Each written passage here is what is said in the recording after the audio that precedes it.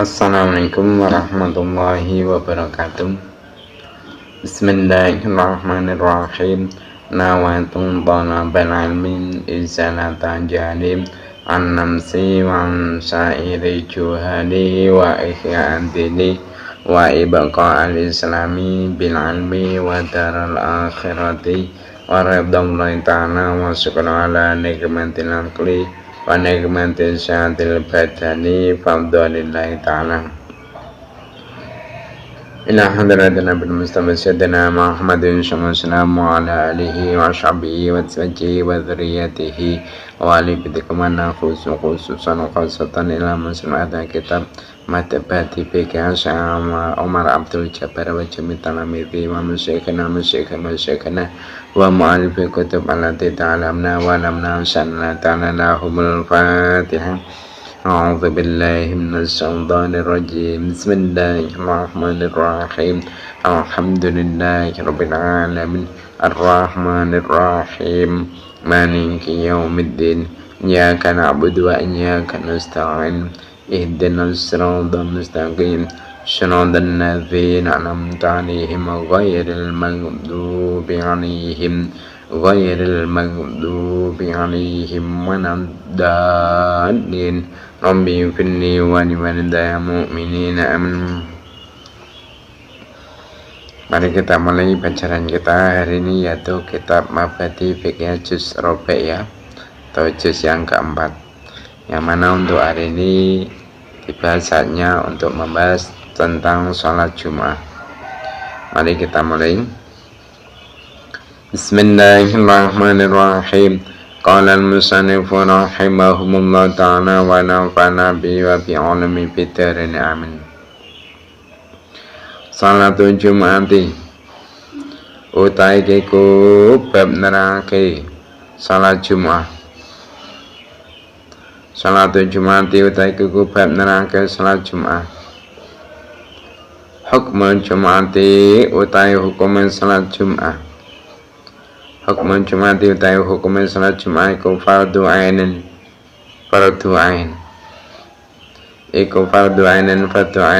ala kulli muslimin ing atase saben-saben wong Islam. Ala kulli muslimin ing atase saben-saben wong Islam hurin kang merdeka. Mukalafin kang mukalaf, zakarin kang lanang, sahihin kang waras, mustautinin kang omah utawa netepi panggonan. Mustautinin kang omah utawa netepi panggonan ya. Di babnya menerangkan tentang salat Jum'ah. Perlu sampeyan ketahui bahasanya hukum dari melakukan salat Jum'ah itu adalah fardu ain, suatu kewajiban yang diwajibkan setiap individu, setiap perorangan. Jadi hukum salat Jum'ah adalah hukumnya fardu ain. Bagi siapa? Bagi setiap orang muslim. Bagi setiap orang muslim yang statusnya adalah merdeka dan mukalaf. Maksudnya mukalaf apa? Orang tersebut sudah balik, akalnya sehat, berfungsi panca inderanya, minimal mata dan telinga, dan sudah sampai padanya dakwah Islam serta dia sudah masuk Islam, serta laki-laki. Jadi yang berkewajiban untuk melakukan sholat Jum'ah itu adalah orang muslim yang merdeka, yang sudah mukalaf dan statusnya laki-laki, sahihin dan juga yang sehat, tidak dalam keadaan sakit. Maksudnya di sini sakit sang tidak bisa untuk mendatangi sholat Jum'ah. Kalau hanya mungkin sakit pilek aja ya nggak termasuk di sini. Terus mustautinin Mustaqilin dan bertempat tinggal menetap. Bertempat tinggal menetap. Nah, dasar hukum salat Jum'ah adalah fardu ain bagi setiap orang muslim yang merdeka, yang telah mukallaf dan laki-laki serta sehat, serta dia bertempat tinggal, itu berlandaskan dengan firman-Nya Allah, liqali krono dawe Allah, liqali krono dawe Allah Ta'ala halimuhulu sapa Allah rumane dawe ya ayyuhalladzina eling-eling wong akeh amanu kang padha iman sapa alladzina Idzanudia endem alikalane den undang apa li sholati maring sholat panginten niku. Idzanudia endem alikalane den undang apa li sholati maring sholat min yaumil jumati saking dina Jumat ya fasau mongko padha lumaku sapa sira kabeh. Fasau mongko padha lumaku sapa sira kabeh ila dzikrillahi maring zikir ing Allah. Jadi Allah di dalam Al-Quran mengatakan ya ladzina amanu idza nudiya lis-sholati yaumil jum'ati fas'au ila dzikrillah. Katakanlah wahai Muhammad, hai orang-orang beriman, bila dikumandangkan adzan untuk menunaikan salat di hari Jumat, maka berangkatlah kamu pada mengingat Allah, maksudnya melakukan sholat Jumat tersebut, yang mana ayat ya ayyuhalladzina amanu idza nudiya lis-sholati min yaumil jum'ati fas'au ila dzikrillah itu merupakan ayat yang tertera di dalam surat Al-Jumu'ah ayat 9. Nah, diriwayatkan oleh Jabir bin Abdullah, beliau berkata, kami, maksudnya para sahabat itu bersama Nabi Muhammad SAW di saat sholat Jumat. Nah, kemudian ada sebuah rombongan dengan menaiki unta. Rombongan tersebut itu melintas dengan membawa makanan di atas unta mereka. Nah, orang-orang itu keluar, maksudnya orang-orang yang ikut sholat Jumat bersama Nabi Muhammad SAW itu keluar menuju rombongan tersebut, kecuali 12 orang laki-laki yang masih bersama Nabi Muhammad SAW. Nah, karena itulah Allah itu menurunkan ayat yang menjelaskan tentang sholat Jumat yang berbunyi ya ayyuhalladzina amanu idza nudiya lis-sholati min yaumil jum'ah fas'au ila dzikrillah. Nah, selain berlandaskan dengan ayat tadi tentang hal melakukan sholat Jumat, hukumnya adalah fardu ain bagi setiap orang muslim yang merdeka, yang mukallaf, laki-laki statusnya sehat badannya dan bertempat tinggal menetap. Itu juga berlandaskan dengan sabdanya Nabi Muhammad SAW, wa qolihi lan dewe kanjeng Nabi Muhammad SAW rupane dawuh al-jum'atu utawi salat Jumat iku wajibatun kang wajib, iku wajibatun kang wajib ala kulli muslimin ing atase saben-saben wong Islam, ala kulli muslimin ing atase saben-saben wong Islam ila ala arbaatin kejaba ing atase wong papat, ila ala arbaatin kejaba ing atase wong papat, abdin rupane kawula, abdin rupane kawula mamlukin kang den miliki, wa mra'atin lan wong wadon, wa mra'atin lan wong wadon, wa sabiyin lan bocah cilik, wa maridin lan wong kang lara, wa maridin lan wong kang lara. Ini sabdanya Nabi Muhammad SAW, artinya salat Jumat itu hukumnya wajib bagi setiap orang Islam, kecuali yaitu dari 4 golongan. Nah, 4 golongan yang tidak wajib melakukan salat Jumat itu siapa? menurut sabdanya Nabi Muhammad SAW, pertama yaitu budak yang masih mempunyai tuan. Terus kedua yaitu orang perempuan, dan ketiga yaitu anak kecil, dan yang keempat yaitu orang yang sakit. Yang mana hadis Nabi Muhammad SAW yang berupa al-jum'atu wajibatun ala kulli muslimin ila ala arba'atin abdin mamlukin wa mra'atin wa sobyin wa maridin, itu merupakan hadis yang diriwayatkan oleh Tariq bin Shihab ya, diriwayatkan oleh Tariq bin Shihab.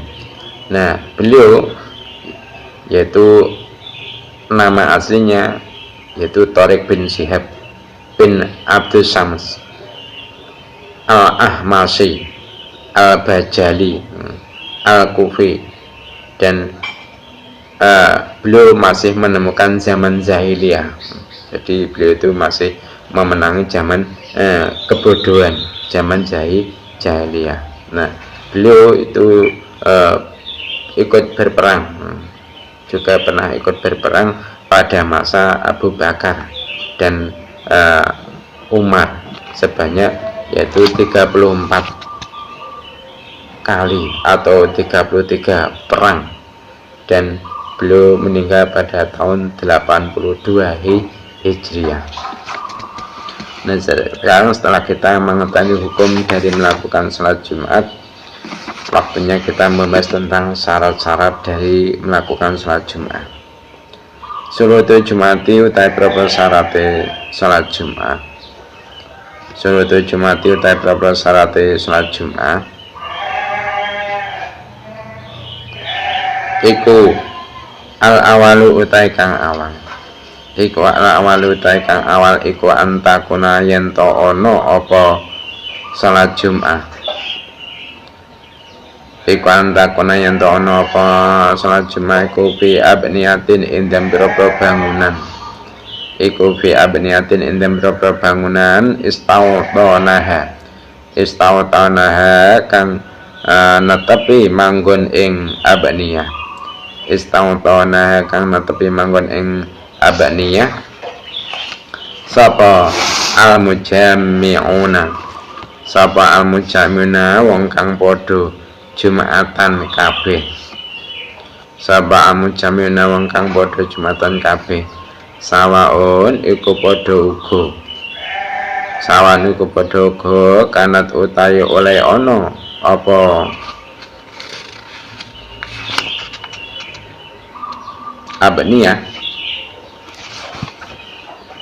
iku madinatan rupa kutha, iku madinatan rupa kutha au baladan utawa negara, au baladan utawa negara, au qaryatan utawa desa, au qaryatan utawa desa.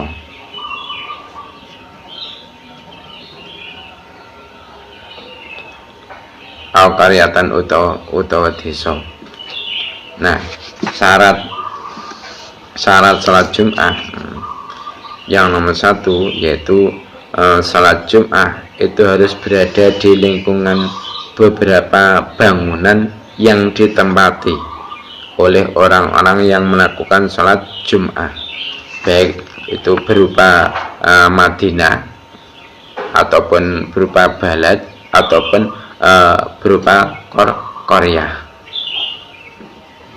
Jadi semisal kalau melakukan salat Jumat atau mendirikan salat Jumat kok di tengah hutan yang mana jauh dari pemukiman penduduk, maka yang seperti itu tidak sah salat Jumatnya.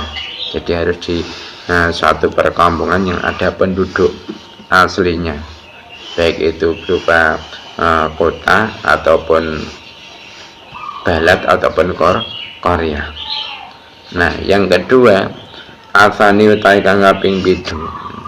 Asani utai kang kaping 7 iku antakuna yen to ana apa salat Jumat. Iku fi jamaatin ing dalam jamaah. Iku fi jamaatin ing dalam jamaah miman sangking wong. Miman sangking wong tajibu kang wajib apa salat Jumat. Tajibu kang wajib apa salat Jumat alaihim ing atase man. Alaihim ing atase man. Laya kiluna kang ora kidik sapa man. Laya kiluna kang ora kidik sapa man an arbana saking 40. An arbana saking 40. Nah, syarat salat Jumat yang kedua yaitu salat Jumat itu harus dilakukan dengan secara berjamaah, yaitu dari golongan orang-orang yang berkewajiban untuk melakukan salat Jumat, serta harus tidak kurang dari 40 orang. Ini syarat yang nomor 2. Al-Thalithu ta'i kang kaping 3. Al-Thalithu ta'i kang kaping 3 iku ayakuna yanto ono. Iku ayakuna yanto ono apa waktu-waktune salat Jumat. Iku bagian kang isih tetep. Nah, syarat yang ketiga, syarat salat Jumat yang ketiga yaitu pelaksanaan salat Jumat itu harus masih berada di dalam waktunya. Jadi syarat salat Jumat yang nomor 3, waktunya itu masih tetap atau masih ada. Nah, waktu salat Jumat kapan? Yaitu semenjak tergelincirnya matahari sampai samanya bayangan sesuatu. Maksudnya waktunya seperti hanya waktunya salat zuhur. Jadi pelaksanaan salat Jumat itu harus masih berada di waktu salat zuhur tadi. Jadi andaikan ada orang yang melakukan salat Jumat, kalau pelaksanaannya sudah keluar dari waktunya salat zuhur, maka tidak sah salat Jumat tersebut. Nah, Arabiu sekarang. Arabiu ta'i kang kaping 4 iku ayaktuba yento khutbah. Iku ayaktuba yento khutbah sapa al-imamu imam. Sapa al-imamu imam fiha ing dalem salat Jumat. Oleh khutbah mong khutbatani kelawan khutbah loro. Yakumu ahli jumeneng sapa imam.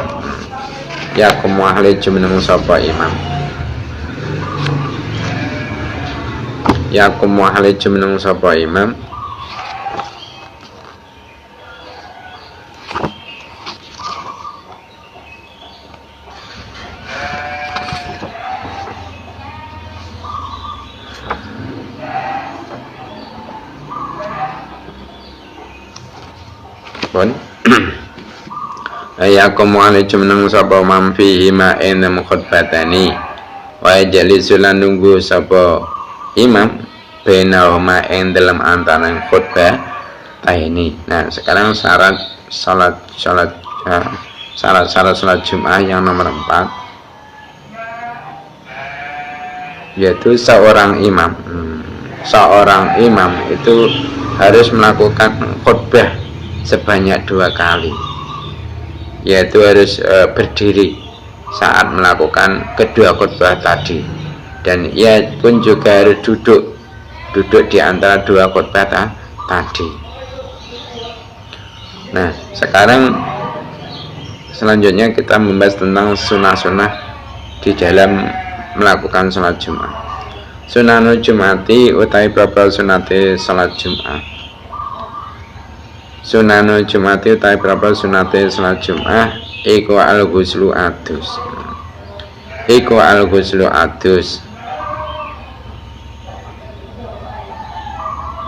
Patang dhipul jasatilan bersihake awak. Patang dhipul jasatilan bersihake awak walubsul abyatilan nganggo dodot putih. Walubsul abyatilan nganggo dodot putih wa taqlimul adzafiri lan nyedaki boro-boro kuku. Wa taqlimul adzafiri lan nyedaki boro-boro kuku. Waktu bulan nganggo wangen-wangen. wati bulan nganggo ngangen wangen wal insatu lan nengkelengake lil khutbati maring khutbah wa tafifu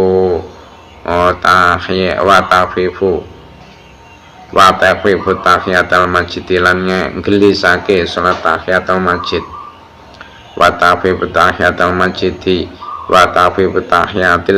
lan nggelisake salat masjid wa tafifu tahiyatul masjid lan nggelisake salat tahiyatul masjid wal imam wa halewatai imam iku yaktubu lagi khutbah sapa imam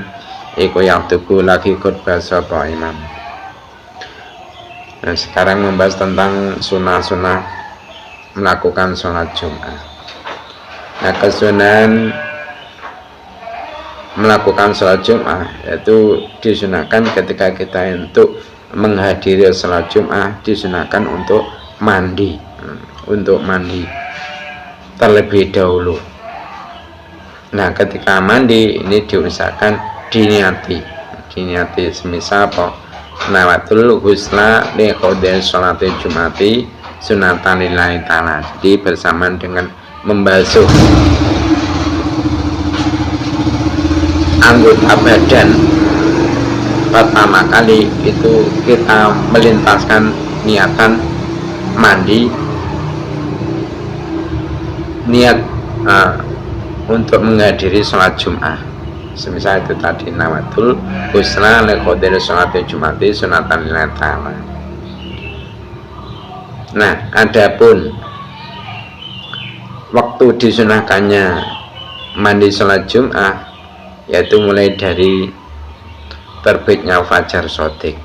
Jadi semenjak masuknya waktu sholat subuh itu sudah disunahkan untuk melakukan mandi karena untuk menghadiri sholat Jumat. Nah, namun yang lebih utama mandi tersebut dilakukan yaitu ketika mau hendak berangkat untuk melakukan sholat Jumat. Semisal kalau mungkin niatnya berangkat sholat Jumat itu jam 8 pagi ya, berarti ya sebelum jam 8 itu mungkin kurang 10 menit atau 5 menit itu mandi terlebih dulu, baru nanti berangkat sholat Jumat. Atau mungkin berangkatnya jam 10 ya, jam 10 itu mandi untuk menghadiri sholat Jumat. Nah, kalau berangkatnya semisal jam 10 terus mandi jam 6, apa boleh? Boleh, sudah mendapatkan kesunahan. Kan tadi kan dikatakan mulainya disunahkan untuk mandi untuk menghadiri sholat Jumat adalah semenjak terbitnya fajar shadiq, semenjak masuknya waktu sholat subuh. Dan juga disunahkan ketika kita hendak melakukan sholat Jumat itu disunahkan untuk membersihkan jasad kita. Misal ada kotoran-kotoran yang ada pada tubuh kita itu sunnah untuk dibersihkan. Tapi kalau yang ada pada diri kita itu kok najis, ya wajib untuk membersihkan, untuk mensucikan najis itu wajib. Nah, yang dimaksud di sini ada kotoran-kotoran yang bukan najis. Dan disunahkan ketika kita mau melakukan sholat Jumat untuk memakai pakaian yang serba putih. Semisal mungkin sarungnya warna putih, baju ya warna putih, di pakai serban warna putih. Ini kan warna putih. Kalau mungkin pakai gamis ya pakai gamis warna putih. Kalau tidak pakai ridak seperti ini warnanya putih. Kalau pakai sarung warna putih. Intinya disunahkan untuk memakai pakaian yang berwarna putih ketika kita hendak melakukan sholat Jumat. Dan wa taklimul adzhiri, disunahkan untuk memotong kuku, baik itu kuku yang ada pada tangan kita ataupun kaki kita. Nah, sebaiknya pemotongan kuku itu dilakukan pada hari Kamis. Pada hari Kamis. Supaya apa? Supaya tidak terburu-buru. Kalau nanti kita lakukan pada hari Jumat itu nanti keburu-buru, yang semestinya itu bisa berangkat sholat Jumat pagi-pagi karena belum memotong kuku, akhirnya nggak bisa berangkat pagi-pagi untuk melakukan sholat Jumat. Nah, terus juga ketika kita mengendaki melakukan sholat Jumat, ini disunahkan untuk memakai wewangian, memakai minyak wangi, dan disunahkan juga untuk memperhatikan khutbah secara seksama. Nah, kalau ada semisal orang yang imam lagi khutbah kok dia berbicara bagaimana, maka dikatakan faqad lagho.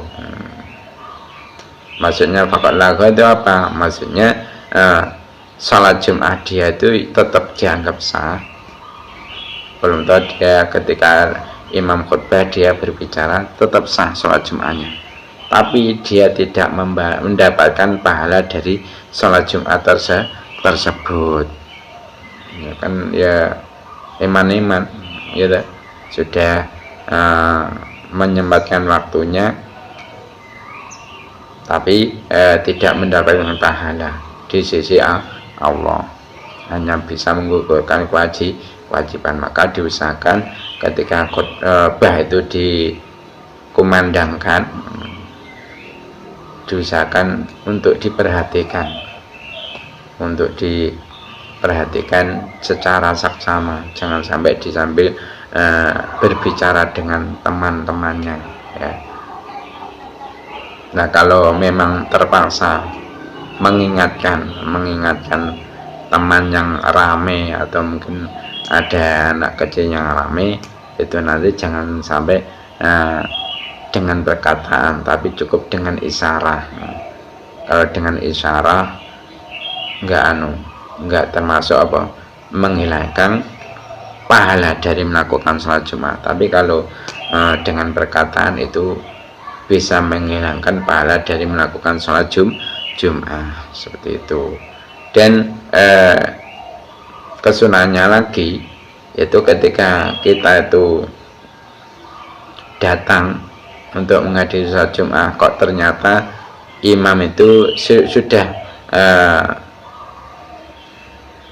berdiri di atas mimbar, beliau sedang melakukan khutbah, maka kita disunahkan untuk mempercepat ketika melakukan sholat tahiyatul masjid, itu disunahkan untuk mempercepat. Jadi usahakan dilakukan sholat tersebut rukun-rukunnya saja, semisal yaitu takbiratul ihram, Allahu Akbar, terus Fatihah harus ruku. Intinya yang rukun-rukun saja yang dilakukan, supaya apa? Supaya cepat selesai dan bisa mendengarkan khutbahnya si imam. Nah, ini khusus orang yang orang yang menempati lokasi masjid, yang menempati wilayah yang diwakafkan dijadikan masjid. Nah, adapun orang yang melakukan sholat Jumat kok dia datangnya akhir, imam lagi melakukan khutbah, namun dia tempatnya di tempat yang bukan termasuk lokasi yang diwakafkan jadi masjid, mungkin semisal serambinya masjid yang tidak diwakafkan dijadikan masjid, maka di situ dia tidak usah melakukan sholat, baik itu sholat sunnah qoblal Jum'ah ataupun sholat tahiyatul masjid. Kenapa? Lokasinya yang dia tempati bukan masjid, atau mungkin dia itu berada di halaman masjid, yang mana halaman masjid itu tidak diwakafkan dijadikan masjid. Maka bagi dia langsung saja duduk dan mendengarkan khutbah si imam tadi, nggak usah tahiyatul masjid. Karena apa? Tempatnya bukan masjid. Nah, dan nggak usah melakukan sholat sunnah qobliyah Jum'ah. Karena bolehnya melakukan sholat sunnah Jum'ah qobliyah, bolehnya melakukan sholat Jum'ah qobliyah ketika imam dalam keadaan khutbah, itu ketika orang tersebut itu menempat di tempat yang diwakafkan dijadikan masjid, itu boleh. Terus disunahkan yaitu dengan cara cepat, sholatnya itu dengan cara cepat, melakukan hal-hal yang menjadi rukun-rukunnya sholat saja. Itu ya, tentang pembahasan kesunahan sholat Jum'ah. Nah, sekarang setelah selesai membahas tentang sholat Jum'ah, kita selanjutnya membahas tentang sholatul Idain ya, sholat 2 hari raya. Mari kita teruskan. Sholatul Idain utawi iku nerangke sholat yoyo loro. Sholatul Idain utawi iku bab nerangke sholat yoyo loro. Sholatul Idain utawi sholat yoyo loro. Sholatul Idain utawi sholat yoyo loro iku sunatun sunah. Iku sunatun sunah muakkadatun kang den kukuhake. Muakkadatun kang den kukuhake waya utawi sholatul Idain. Waya utawi sholatul Idain iku rakaatani 2 rakaat. Iku rakaatani 2 rakaat wa waktuha utawi waktune sholatul Idain. Wa waktuha utawi waktune sholatul Idain iku mintuli samsi awit metune srengenge. Iku mintuli samsi awit metune srengenge ilan sawali temengko ling sire srengenge. Ibabnya menerangkan tentang sholat 2 hari raya, maksudnya hari raya Idul Fitri dan hari raya Idul Adha. Nah, perlu saya mengetahui bahwasanya sholatul Idain, sholat 2 hari raya itu hukumnya sunatun muakkadatun, kesunahan yang sangat dikukuhkan, sunnah muakkadah. Nah, sholat Idain, sholat 2 hari raya itu jumlah bilangan rakaatnya adalah 2 rakaat.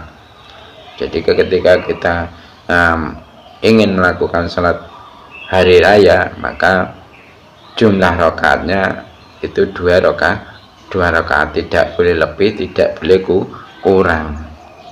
Nah, adapun waktunya yaitu min tulis samsi ila zawal, mulai dari semenjak keluarnya matahari sampai tergelincirnya matahari ke arah barat. Jadi habisnya waktu salat 2 hari raya itu setelah masuknya waktu zuhur. Setelah masuk waktu zuhur, habislah waktu melakukan salat sunnah 2 hari raya tadi. Dan sekarang sunanuha utawi berapa sunate salat Idain. Sunanuha utawi berapa sunate salat Idain iku al-awalu. Iku al-awalu utawi kang awal iku sab'un takbiratin, 7 berapa takbir. Fi rakaati ing dalam rakaat al-ula kang awal. Al-ula kang awal. Wa khamsunan 5 takbir ya. Wa khamsunan 5 takbir fi tsaniyati ing dalam rakaat kang kaping pindho. Fi tsaniyati ing dalam rakaat kang kaping pindho. Ghaira takbiratul ikhrami. Ghaira takbiratul ikhrami kang saliyane takbir loro. Nih takbiratul ikhram, ghaira takbiratul ikhrami kang saliyane takbir loro ne takbiratul ikhram wal qiyamilan lan ngadeg. Wal qiyamilan lan ngadeg. Nah, sekarang membahas tentang kesunahan melakukan sholat Idul Fitri ataupun Idul Adha.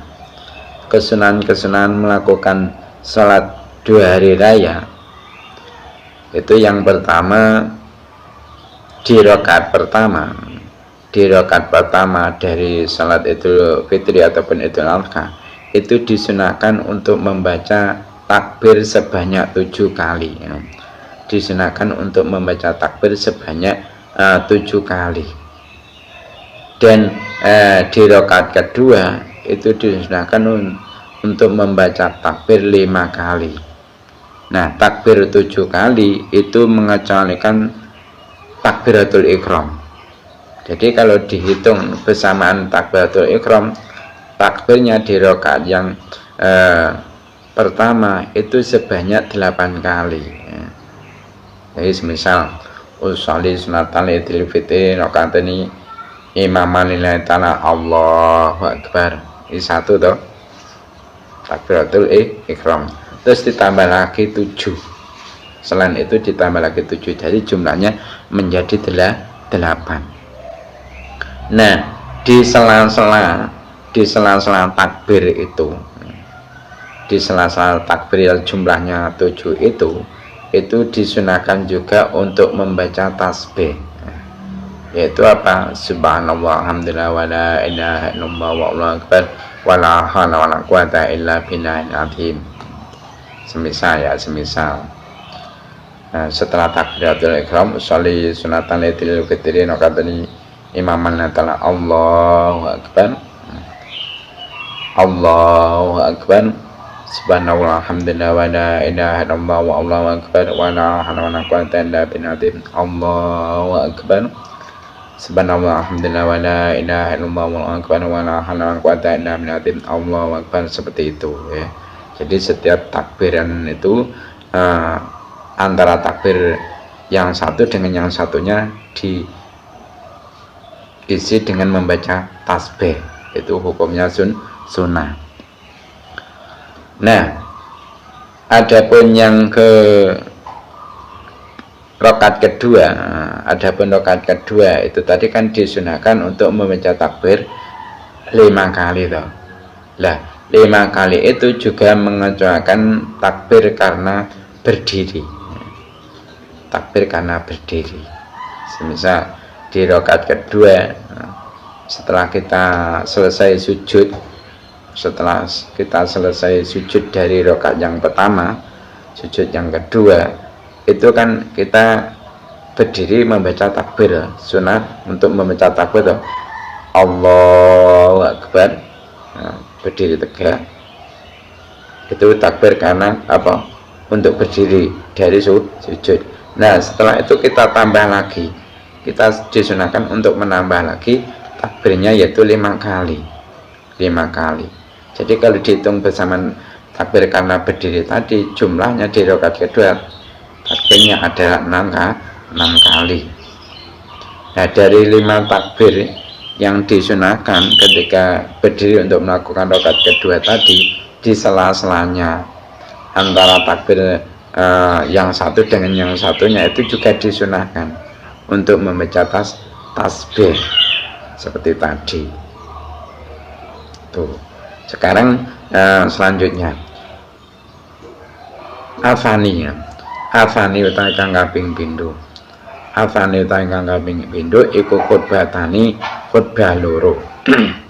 Iku khutbatani khutbah loro ba'dahuma endem sause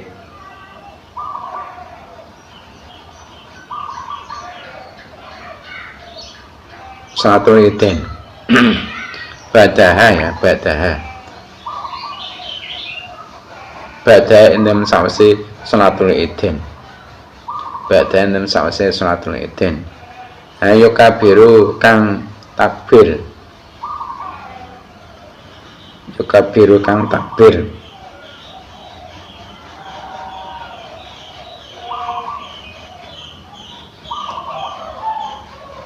Sapa wong yukabiru kang takbir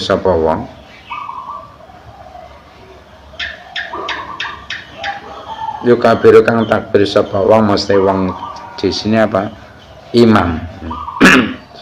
yukabiru kang takbir sapa wong mesti imam fil ula endem khutbah kang awal tis'an takbiratin kelawan 9 pira-pira takbir tis'an takbiratin kelawan 9 pira-pira takbir wa fi thaniyatin lan endem takbir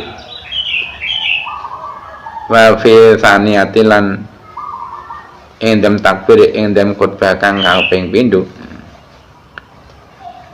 wa fi thaniyatin lan endem takbir endem khutbah kang kaping pindho sab'an kelawan 7 sab'an kelawan 7. Nah sekarang kesunahan melakukan sholat Idul Adha ataupun Idul Fitri yang kedua yaitu bagi imam atau bagi orang yang melakukan sholat Idul Fitri ataupun Idul Adha itu disunahkan setelah melakukan sholat Idul Fitri atau Idul Adha tadi itu disunahkan untuk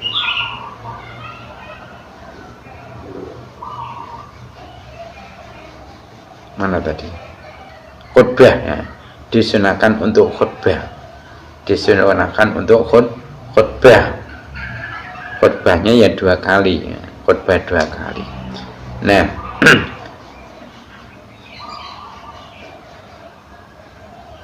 di khutbah yang itu tadi sudah dimaknai semua belum ya? Ada yang kelewatan ya? Coba ya kita ulang.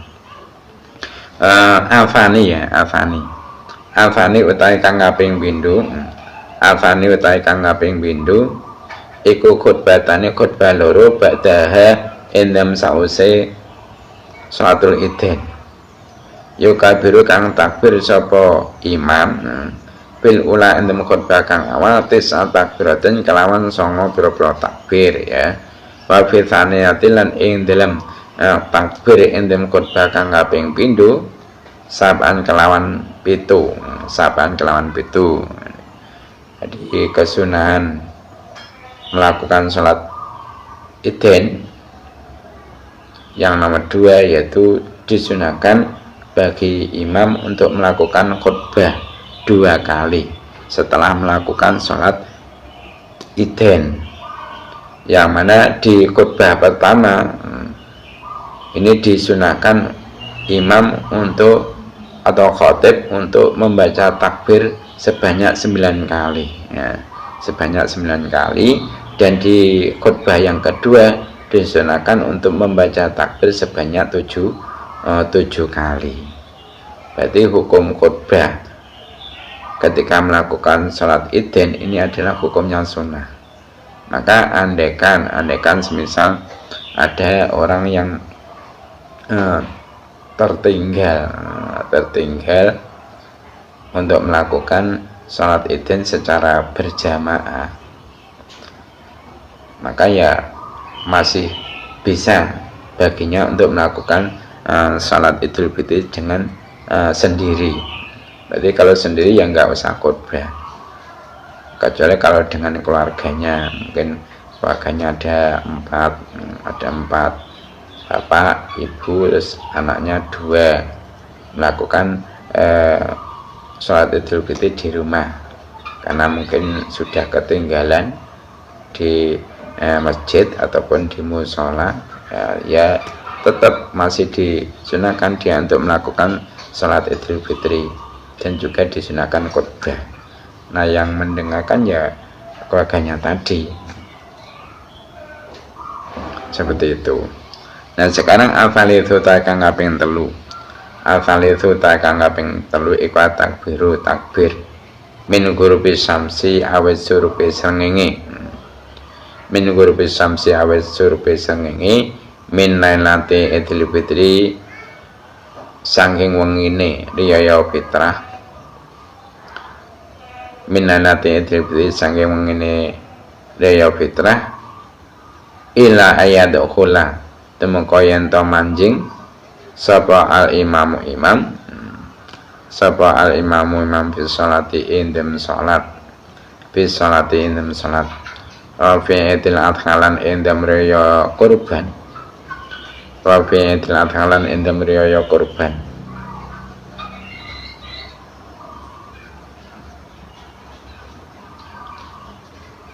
khalfa sholati indem sause pira-pira salat khalfa sholawati indem sause pira-pira salat al maktubati kang den padhaake min subahi yaumi arafata awet subuh dina arafah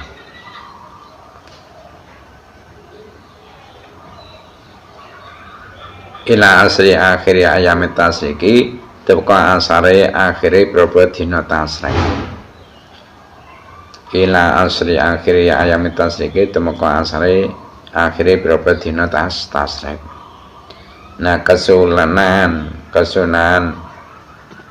salat 2 hari raya yang nomor 3 yaitu disunahkan ketika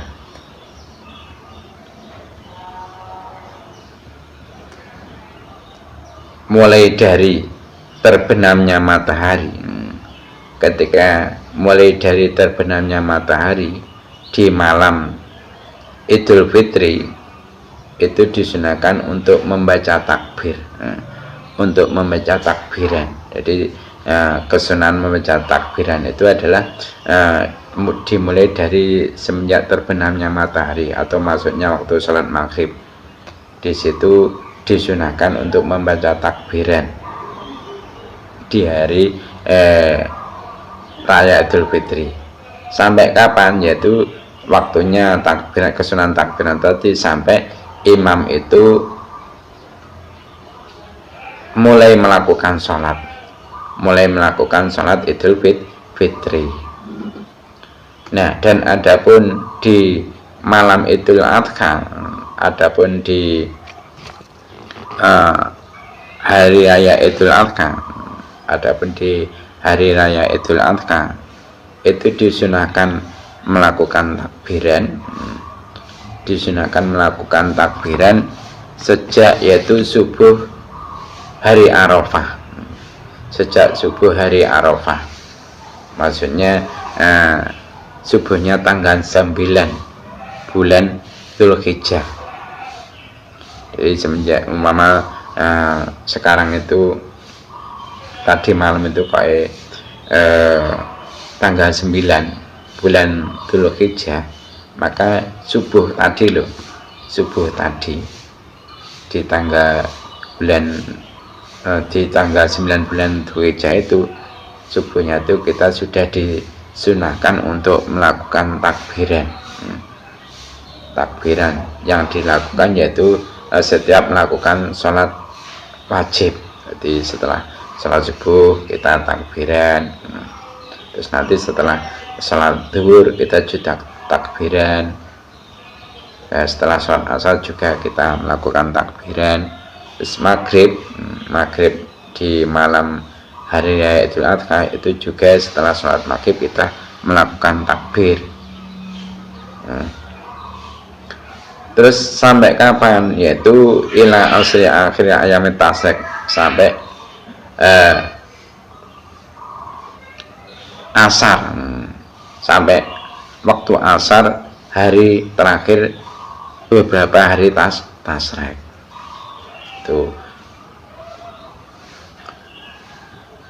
Itu yang dilakukan setelah melakukan sholat beduk. Nah, adapun yang dilakukan di malam hari raya Idul Adha itu setelah selesai sholat maghrib juga disunahkan untuk mengumandangkan takbiran.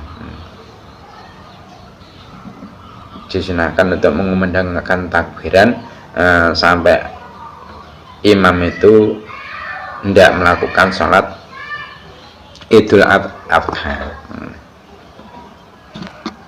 Seperti itu.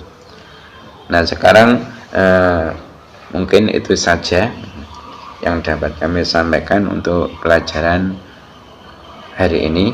Ada kurang lebihnya mohon maaf. Mari kita tutup majlis ini dengan membaca doa kafatul majlis. Subhanakallahumma wa bihamdika asyhadu an la ilaha illa anta astaghfiruka wa atubu ilaik. Wassalamualaikum warahmatullahi wabarakatuh.